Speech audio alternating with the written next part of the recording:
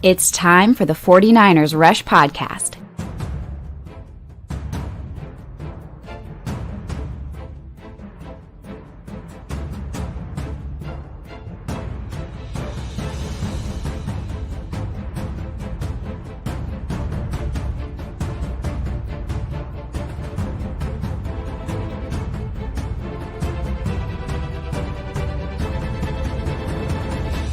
And here's your host, John Chapman.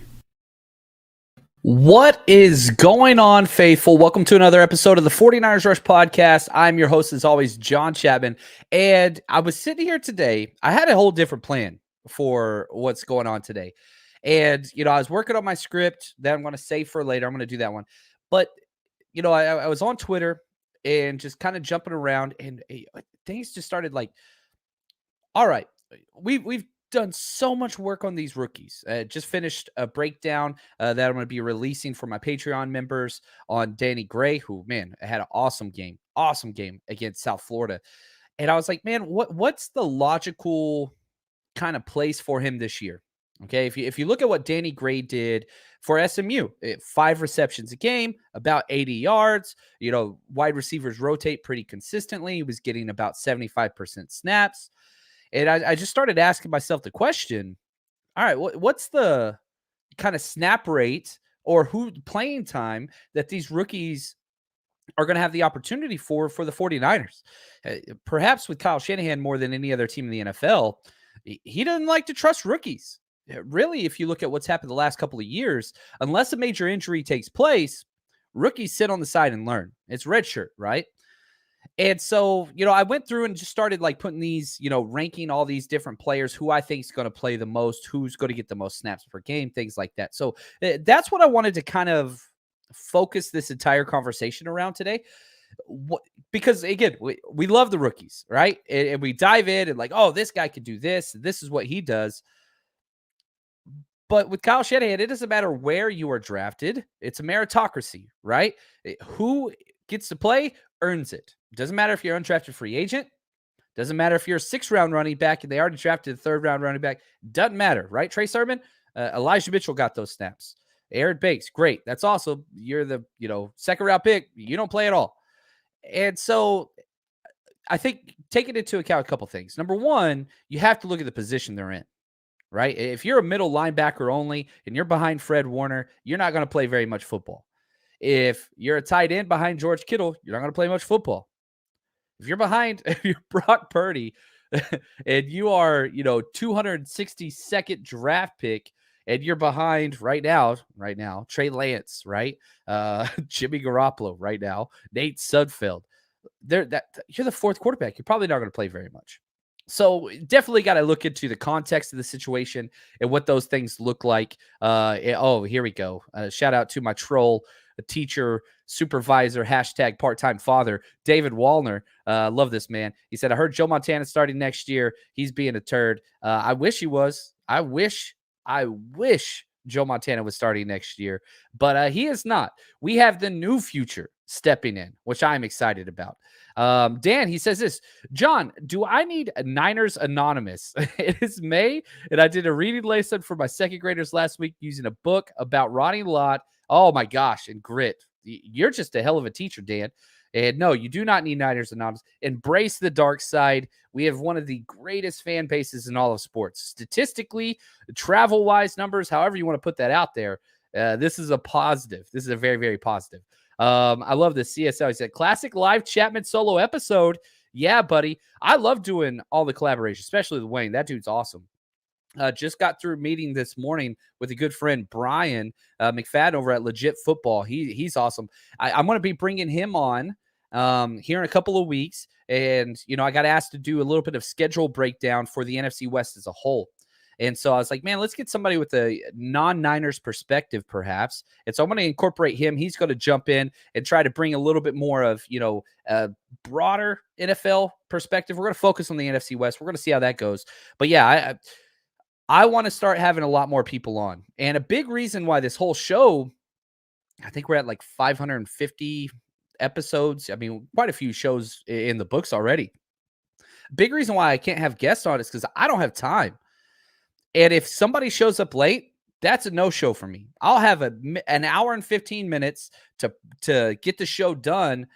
And if somebody shows up 20 minutes late, shoulder shrug, no episode today. And that's happened so many freaking times with some very prominent guests.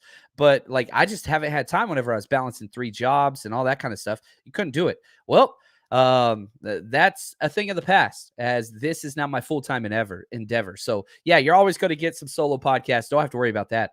But I'd like to bring in more dialogue and discourse to this channel. And I think that it'd pay dividends. I really do. I want a broader perspective to have those conversations. So I appreciate the solo support. And yeah, we're going to be bringing a lot of people. And if there's somebody that you want me to have on this show, go ahead and reach out to me. That's usually what I do, because I'm such a tunnel vision guy. All right. I wake up, I sit down. Ooh, what do I want to cover today? Okay, let's work on this rookie. Let's break down this rookie's film. Let's look at his stats. Let's dig into his background. Okay, done. Okay, now I need to record a podcast. What's a good day? Okay, here we go. Let's do that. Like, I'm just boom, boom, boom, boom, boom, boom. I never step back. It's a huge negative of mine, but I understand it's a negative. And say like, oh, what person could bring a lot of, I don't know, color to the show, or, different perspective. I don't do that. So if there's somebody that you want me to have on this show, reach out. Doesn't mean I'll have them. Doesn't mean they'll say yes, but I'll reach out to anybody. Especially if they're a positive person, want to build a community, then I'm totally in. So keep that in mind. Help us out. Oh man, another good friend of the chat. What's up, Tim? All the way from across the country, but yeah, good to see you in here. What's up? Why Big Jordan? I love it, man. This is awesome. Oh, David, look at that. The condescending thanks. That's what I'm talking about. And here we go. Thomas, he says, John, what is your YouTube streaming schedule? Want to time my weekend. Thank you, Thomas. Sundays are for football. That is something I believe in. And even whenever it's not, football season, like right now, I've got to talk. It's just, I've got to talk some football on Sundays, because we're just missing out. So on Sundays, I like to go around lunch. My wife works in the mornings and then late afternoon. So I try to make sure I can have lunch with her, and then and her schedule kind of back and forth. So I'm not as consistent on the time on Sundays, but usually during the week, I like to go around 4 p.m. Pacific time. And then on the weekend, Saturday and Sunday, around lunchtime. Between that 11 to 1 o'clock era. That's usually whenever it's easiest for me, based on what's going on with my family. Sometimes I have to adjust it. Now, again, next year, you're going to get too much Chapman. We're going to put out more content than you could ever dream about. So yeah, that's one of those things that's kind of rough. But yeah, we got a lot coming on. What's up, DUX? He says, hey, John, if we have questions about the 49ers Road Rush, what's the best way to get a hold of you? Emails, 49ers Rush Podcast at gmail.com. Or Twitter at JL_Chapman. I get those notifications first. So if you email me and message me on Twitter, I get the Twitter one first. It's just, it's a faster thing. But yeah, any of those questions, we're building everything, okay, on the 49ers Rush Road Trip. And it takes time. There's no doubt about it. And if you haven't got your tickets yet, man, come on, 49ersrushroadtrip.com. And I'll throw the schedule up here just so everybody can kind of see it. But the whole idea is this. If you're coming to every single road game, we're doing all 8. Every single road game the night before, we're throwing a huge party. Live show, T-shirts, raffles, trivia, hangout. And I've got some big hitters coming out. Croc, Wayne Breezy, still building guest lists for all these different cities. It's going to be awesome. Every road game, wherever it is, you don't party alone. You party with us. We got you. Get your tickets, 49ersrushroadtrip.com. Now, we're also adding those 5 week-long VIP things. That's Chicago, that's Denver, that's Carolina, that's Mexico City, and that's Las Vegas for New Year's, where we plan out the entire weekend for you. And it's going to be, again, working with Fanuch, good friend there, with the VIP roadie program. Something brand new we're saying. We're going to see if this works. It might not work, but, man, I believe in it, and we're doing it no matter what. And you're going to party with us all weekend. And so those are the kind of plays that we got set up. Now, if you're looking for details and all those things, man, we're hitting the phones hard. We're on the phones with, hotels. We're on the phones with venues. We're on the phones with tours. We're on the phones with all this stuff. And we got to set it up, and we couldn't do any of that pre-work until they announced the schedule last week. On top of that, I'm taking my seniors, over 50 of them, to Boston, New York tomorrow morning. So a lot of things are up in the air. But yeah, I got you, and we're going to answer all your questions. The good news is, I don't know if this is good news, we've got several months until this goes on. So you get your ticket. Trust me, I got you. We take care of ours. That's what we do. Roy says, yeah, John is very responsive on Twitter. It was one of the kind of axioms since I got started. If somebody's going to take the time to reach out to me and wants to know anything about my opinion, I need to be responsible and make sure I give an answer to that. Now, unfortunately, with YouTube, which I love, that waved bye-bye long ago with the comments. I don't know. I need to find a better way, but time has gotten to the point now where it's like, man, if I just answer every single comment on YouTube and Twitter and all these things, I would never be able to record. It's just statistically impossible. There's only so many hours in the day. And like, I'll lay in bed and answer a lot of those questions. And that's important to me. And I want to keep doing that. But we got to the point where the show's just been so successful, which is a great thing. It's almost got, I mean, I don't know. I don't know if I need an intern to help me do that. I need to go back to my school of management or what that looks like. But anyway, so let's jump in. Let's talk some rookies because I think this is important. Which rookie will get the most playing time this year? Snaps, okay? Again, a measurable statistic. I'm going to save this so that we can have it for next year and we can, hold ourselves responsible. I think it comes down to 4 rookies, right? If we're starting at the top, which I want to do. If you're just looking at from where they're drafted, Drake Jackson should get the most. He was drafted the highest. But I don't think that's the case. He could win it. I'm not saying it couldn't. But whenever I look at Drake Jackson, I think he's a 10 to 20 snap guy his rookie year. That's it. I don't think you even attempt to make Drake Jackson a full-time starter his rookie year. There's no need to when you have all these edge guys. There's no need with Samson. Eric Armstead's going to stay inside for sure. But you've got, Kerry Hyder, Jordan Willis, Charles Omenihu. You just signed Kamiko Toure. Like, there's no need to rush this guy's development. You just tell him, look, all you're working on is pass pro. That's it. We're going to turn you into a pass freak. And then everything else after that can trickle down. We'll work on those things.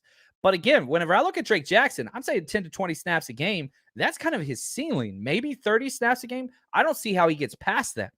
So he has a very low ceiling just on playing time parameters because there's so many cats in the room. I mean, it's crowded. And, here's one of the clips that Juan Solis got from his press conference. This is Drake Jackson talking about how he just wants to hunt. I love it. Quick clip here. I love it. It's a hunt. Every play is a hunt. And, I just want to be a part of that pack, to go hunt with my boys. So. Oh, man. I just want to go hunt with my boys. Golly, man. It just the attitude, the humbleness, and the aggression all mixed together. Whew, that's a motivation right there. So I have these 3 players that I put in this Drake Jackson kind of category where they're role players, but with almost guaranteed playing time. I think all of these guys have guaranteed playing time. So Drake Jackson, who we just talked about. Then you've got Ty Davis-Price, right? Who was the next pick, logically. The running back. And he's interesting. Now, how many times has Kyle Shanahan and John Lynch said 1-2 punch? Oh, well, we needed a good 1-2 punch. 1-2 punch. 1-2 punch. We know who the one is. Right? We know who that is. It's Elijah Mitchell. We were hanging out with him just a couple weeks ago in Vegas. Such a cool experience. Now, who's going to be that too? It doesn't look like it's going to be Trey Sermon. Obviously, he could fight for some of those snaps or whatever. But Ty Davis-Price is going to be in there. Why is Ty Davis-Price going to be in there? Because why do rookies not make the team? Why do rookies not get snaps? Can't protect the quarterback.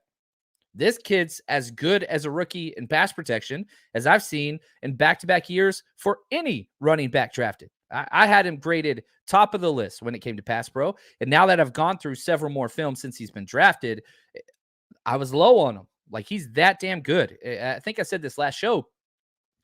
Oh, man, what was the film? Was it Arkansas film, I believe? He put 3 linebackers on the ground in pass protection, in pass pro. He's good at it. And what else is he good at? He's good at wearing on defenses late in the game. So let's just say hypothetically, this is a big hypothetical. The 49ers jump out to a lead in the middle of the 3rd or early 4th quarter, which they do almost all the damn time. And then stuff just starts to derail. Derail. Sorry, I pronounced that correctly. That's where this guy comes in. I don't think he's going to get a lot of snaps in the first half. I don't think he is. I think you implement this man in the third and fourth quarters, and that's when he had success. It's funny. I'll do these long breakdowns. Like, I think I did a 40-minute breakdown on LSU with him through one of his game tapes, and I messed up the angle on Patreon. I apologize about that. I need to figure that. I fixed the problem for future videos. But anyway, I send it over to Juan. This is kind of the process, right? So I'll upload it for Juan and say, hey, Juan, if you get a couple clips of this and this, if you get some time whenever you can, cool. And whenever I send him Ty Davis Price film, I tell him, skip the first half. don't even look at the first half. Just jump to the second half of this film, because that's whenever he shines. That's when he turns on. And so he has this very specific role defined. Can he become the guy and get 20 carries a game? I don't think so. I don't see that, especially with Mitchell there. Just do not see that at all. But again, he does not get tired. He doesn't. And here's this dude's persona is out of this world. Pay attention to, I don't know. I'm just going to play. This is Ty Davis Price talking about how he just does not get tired. Well, I mean, it doesn't matter when it is. I'm gonna go off whenever I need to, But like you say, from when I was telling him, for us, they don't want to keep tackling you, Eventually they get tired, but I'm not gonna get tired. I'll do the same thing all game. Yes, sir. Everything is so matter of fact, right? I don't get tired. I'm gonna do the same thing the whole time. That's all there is. Yes, sir. It's this, I don't know, man, a little Mike Tyson vibes to him. I've heard some people throw out there Marshawn Lynch, right? Run through a MFer's face. One of my favorite human beings. And I want to play it here, but he just talks about how I'm going to run over and over and over and over and over. And he keeps doing that. He says it 25 times. And the interviewer asks him, he's like, is there something deeper there? And Marshawn Lynch looks into him like a crazy person, says, I'm going to run through a mother effer's face. Oh man. Yeah, I love it. I love it.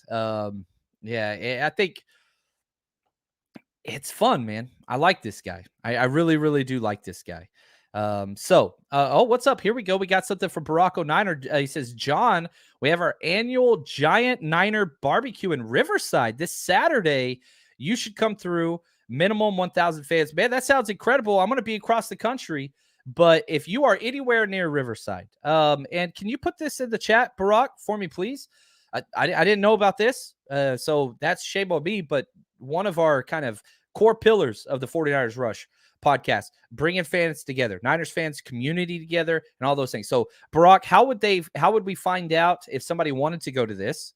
How would they find out how to get to it? Is there a chapter page or anything like that? If you could throw that up in there for me, please, just so I could share that, because, hey, this sounds awesome. And if I was in town, I'd love to be there. I'm taking my seniors to Boston, New York for a week, my graduating senior class. So as a senior trip and all that stuff. So I'm not going to be here.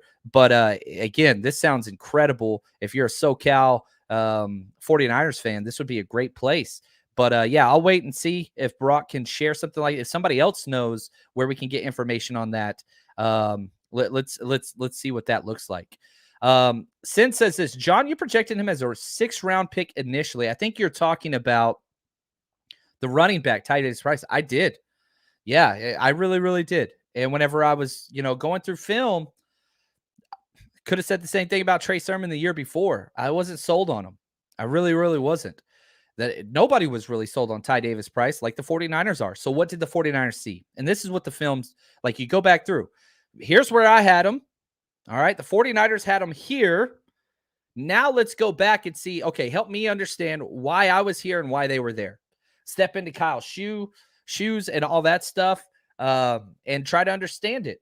And again, if you want to sustain a lead late in the game, that's where he excels. That's where he excels. And again, scouting team John Chapman, we've got some issues because it's just me. I know that there were a lot of people that helped with the draft companion book, which was awesome. Shout out to Brian. He's, one of the best. Brian Carter. He's awesome. If you haven't checked out his podcast, Brian Carter 99. Awesome 49ers film guy. Great guy. I need to get him back on the show, but I miss it. So here's what usually happens whenever I'm doing a running back or whatever. I'll throw on the tape, the all 22, and I'll start watching it. And I'm telling you right now, Ty Davis Price is boring as hell in the first half. He's boring. The second half, it's that Derrick Henry effect. Not that he's Derrick Henry, but it just starts lighting people up. And it's just like boom, boom, boom. Huge run after huge run after huge run in the fourth quarter. But man, whenever I'm doing a prospect and I'm like, man, I don't really see the fit with the 49ers. I don't think this 49ers guy. I didn't like him. You're right. And I'm being honest. And like, that's a problem. That's a problem. But Sid said, you did talk his pass pro, though. And Sid's going to hold me accountable. I know she is. And one of my favorite things about her. And I'm excited, man. We get a hangout tonight. What's up, man? Tonight, we've got our Zoom hangout, 4:30 p.m. Pacific Standard Time. For all you Patreon Jerry Rice tier members, that's tonight. I'm so excited about this, man. It's going to be fun. Wayne Breezy's going to be there too. Just come together, hang out for an hour, laugh, bring your own drink if you got something. It's going to be incredible. If you haven't done that yet, again, just head over to Patreon. Again, the best way to support the show, literally patreon.com/49ers Rush Podcast, or just type in, 49ers and Patreon and Google. It's the first thing that shows up. It's the first thing that shows up. So check that out. Come hang out with us. Cindy's going to be there. She's always there. She's the best, man. She's just an incredible person, and even more fun in person, which is awesome. So, here we go. Barack says this. It's going to be at Fairmont Park in Riverside. Do you know what time that's going to be? You said 11 earlier, I believe. I think he said 11 this Saturday. Let me know what time it is specifically, because if somebody's going to go, I'm sure going to get some emails on this, and I'd love to be able to point them in the right way. I'd hate for somebody to go out there and spend all the time with their family traveling out there and it not be the correct time. So Fairmont Park, Riverside, California, this Saturday. We'll get to the rest of the details there once he gets those put up. Now, I have one more player in this category of role player that's probably not going to start. And that is the wonderful Danny Gray. Oh my gosh, he's fun. Danny Gray's a fun play. Speed, again, another role guy for the future that has upside, but doesn't have to start right away. How could he start right away, right? Even in 3 wide receiver sets, I don't think he can beat Juwan Jennings out. I just don't see it yet.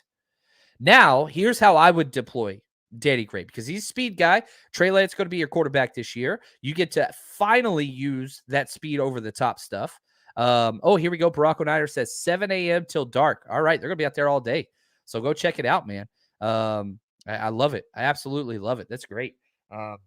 Now, here's what I would do with Danny Gray. Here's what I would do. I want Danny Gray in all 3 wide receiver sets, except if it's third down, I want Juwan Jennings in. And if you're in the red zone, I want Juwan Jennings in. So I want those 2 guys to be my slot alternatives. That's his first role. And then anytime Brandon Ayuk needs a breather, Danny Gray should be the backup to Ayuk and the split wide receiver 3. That's what I want. I want Debo to be the backup guy for, not Debo, Ray McLeod to be backup for Debo whenever he needs a breather.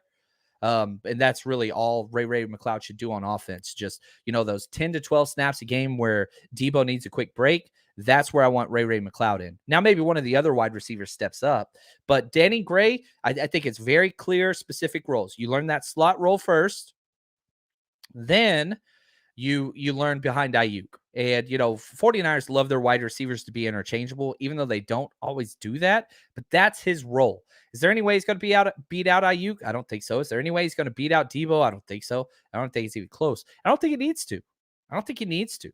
I think that's a perfect role as a rookie. Just learn these things.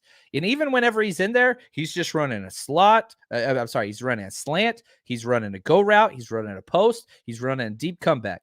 You don't need to do anything else. Now, anything on top of that is gravy, and I'm cool with, but that's it. That's his role. And he had probably one of the best days, according to a lot of the beat reporters that were there, first day of rookie minicamp. Now, you don't put a lot of stock in that. Let's see how he does whenever everybody shows up. But I have those 3. Those are the three guys: Drake Jackson, Ty Davis-Price, Danny Gray. They're guaranteed role players. But none of them, here we go, none of them have the opportunity to get as many snaps as Samuel Womack, cornerback, Toledo. I think, in my opinion, if I was setting my own betting odds, you've got the very simple plays of Ty Davis-Price, Drake Jackson, Danny Gray. Those three guys, you're not wrong with any of them. That if your bet was who's going to get the most snaps this year, those are safe bets. But I don't think any of them can earn the starting outright job or even have that pathway like Samuel Womack does. Now, here's the catch. There's a chance he doesn't earn any playing time at all. This is a boom bust, situation that you're putting out there. Who's the starting nickel right now? Is it Diamador Lenore? I think it's Darquez Denard. And then it's Samuel Womack. It's going to take him some time to, go over the top of those two guys. Or do you move Mosley inside because you have so much outside corner depth? I don't know. But I'm telling you right now, there's a pathway for the cornerback out of Toledo, Sam Womack, to become just a straight-up nickel starter. The kid's got experience. He's got really good experience. He's got really good tape. He's got ball skills out the wazoo. He ran a 6.873 cone. 49ers love that. He's 23 years old at the start of the season. He's not your traditional rookie guy. I'm telling you, man, I would not be surprised if this kid, because, again, he has a path to starting. I don't think any of the other players do. He can truly beat those guys. Now, am I saying that's what he's going to do? No. I want Diamador Lenore. I want to see what he can do. I liked him last year, but we haven't seen it positively in the slot. And I don't expect Samuel Womack to get those snaps early. He's going to have to take them. And the way that he's going to prove that is through the preseason games. That's going to be key for him. So, but again, if you're asking me who has the greatest opportunity for playing time this year, it's Samuel Womack. Over all those other guys. Over all of those other guys. That's all there is. Oh, I love this. Tommy says, Danny Gray will have 9 touchdowns this year. Book it. Ooh, that's nice. That's nice. And you look at what, thank you. Brash Cat, I'm going to assume these are correct stats. They look correct. In 2021, he had 38 targets, 24 receptions, 5 touchdowns. Juwan Jennings, all he does, first downs, touchdowns. That's all he does. Did have a lot of drops, but, man, he just kept growing. And at the end of the season, man, he turned it on against that Rams game. Whew, career game. It was awesome. I love it, man. So, anyway, those are kind of my top 4. Then after that, it just goes to a whole different tier. These a big old gap between any of those players I just mentioned and everybody left. These are all redshirt players. Spencer Burford. Maybe at right tackle can find some spot. They talked about moving him inside. He's going to be part of that giant guard. I don't even know what Royal Rumble. There's like 8 bodies in there fighting for those guard spots. Nick Zakield, where's he going to play? I don't even know where they're going to put him. I want them to put him at center. But here's Nick Zakield talking about his versatility and what he can do. Yeah, practice, I'd say, kind of worked my senior year, just kind of wanting to, again, address my versatility, kind of being able to play all 5 positions is something that I really kind of want to stretch and kind of really show the most value I can possible to the team. He wants to play all 5. Daniel Brunskill Jr. in the making. That's not a bad thing. It's a great thing. They love versatility. I don't know where he's going to fit. And he probably has the largest learning curve of anybody in this draft because he's not playing at left tackle. That's not his spot. That's what he played in, in college at Fordham. But interior, I want to play in center. But if you had to tell me a rookie was going to play at center this year, I don't want it to be Nick Zakield. I want him to wait a year. I'd want it to be Donovan West, who wasn't even drafted. He's an undrafted free agent. I prefer Donovan West get snaps now just because he has so much experience there and a similar scheme at Arizona State than Nick Zakield, even though I think Nick Zakield's ceiling is much higher. But again, you got to develop that dude. Got to develop him. Tariq Castro-Fields, like him a lot. My greatest value pick in this draft for the 49ers. Good gosh, outside corner is stacked. There's 5 legitimate outside corners ahead of him. How is he going to beat out 4 of them to get playing time? Even if there are injuries, I just don't see it. Do you put him inside? I don't think so. He's an outside corner, in my opinion. Yeah, that's rough. Boom. Bomber T says, any news on Alex Mack yet? No, but I can't say this. They didn't give out his number. He's number 50, right? They didn't give out his number on offense. So I think Alex Mack's coming back. I really, really do, which is the best news in the world for Nick Sakiel. Because if he gets to learn behind him for a year, yeah, that would be my bet for who starts at center the following year.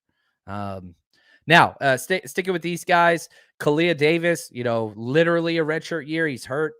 Probably not going to be able to go full pads and all that stuff till maybe October or November. So, yeah, I'm him for snaps. I'm putting him on the no. Brock Purdy, just real no. And then you get your undrafted free agents that are big ifs. Possibilities for sure. You can see it. Clearest path to playing time, Leon O'Neal. Man, made that awesome one-handed interception in practice. But it's practice. It's what it is. But if Hufanga doesn't pan out, Leon O'Neal could have a space up there. Now, he's slow, instincts, crazy good ball skills, but you can see the path. You know what I mean? Donovan West, I talked about. Yeah, I prefer, if Mack did retire, I don't think he will. If Mack did retire, I would want Donovan West starting at center or Daniel Brunskill. And then Zakel coming in a long time from there. What's up, Coach Cruz? Good man right here. If Matt comes back and Verrett is healthy, it's going to be tough for some of those rookies to make the roster. You're exactly correct. And we've seen this in the past before. We cut Marcel Harris and brought him back afterwards. We cut Juwan Jennings and brought him back afterwards. So, we cut Aziz and then brought him back afterwards. We've done this a lot of times. The 49ers have to. It's just so deep. And your hopes are nobody's going to take them. That's your hopes. But the NFL, the good thing I will say about this, the NFL is deeper than it has been in years. And everybody falls in love with their guys because they've seen them. They know their system, right? The devil you know is better than the devil you don't. It's hard for people to snag other players because if they snag somebody, they got to cut somebody off theirs. Will the 49ers get some guys poached? For sure. There's no doubt. Defensive linemen and linebackers, for sure. Those positions will get snagged. Running backs, those are the 3. Where will people take our players that don't make our initial 53? D-line, linebackers, running backs. That's the nature of the beast, sadly, and I hate it. I do hate it. What's up? Sid says Leon's my favorite. He's fun, man. 6 interceptions in college, instincts. He's got some issues, and there's some reasons why he went undrafted, no doubt about it. But there's also some positives in his game. The 49ers met with him not once, but twice. So they were really big on him. Bushcat, he says this, other teams will be practice squad poaching all year. And if you are on a practice squad, the 49ers is the best place to be. They take care of their own, and they promote from within. You want to be around Kyle Shanahan. It's just what it is. It's better for your NFL career. So Leon O'Neal, Donovan West, Donovan Poe, I think I did a typo there. I apologize. It's Jason Poe out of Mercer. Sorry about that one. I don't know how I did that. I'm better than that. Jason Poe out of Mercer. I don't know how he gets playing time. If Kyle Juszczyk gets hurt, maybe you put him at fullback. Offensive line, he's developmental. Might be a defensive tackle, might be a tight end. I don't know, but he sure as hell is fun. And that's a guy I'm keeping my eye on. And then the last one I want to talk about, haven't mentioned this cat really before, is undrafted free agent running back Jordan Mason out of Georgia Tech. How many times have we seen Kyle Shanahan go with undrafted free agent running backs? And I think this is a big reason why everybody got upset by the Ty Davis Price pick. Jordan Mason, he's 6'1", 208. He's a big old dude. And who knows? Maybe a couple injuries happen, like it's happened 6 straight years at the running back position. That's a cat that, man, keep an eye on. Jordan Mason. I think once the preseason starts, this dude's going to bust some runs, late in those games. I think he might turn into a fan favorite. I think that's there. And so, yeah, I mean, it's fun to look at. That's all I got to say. And so we'll see how it is.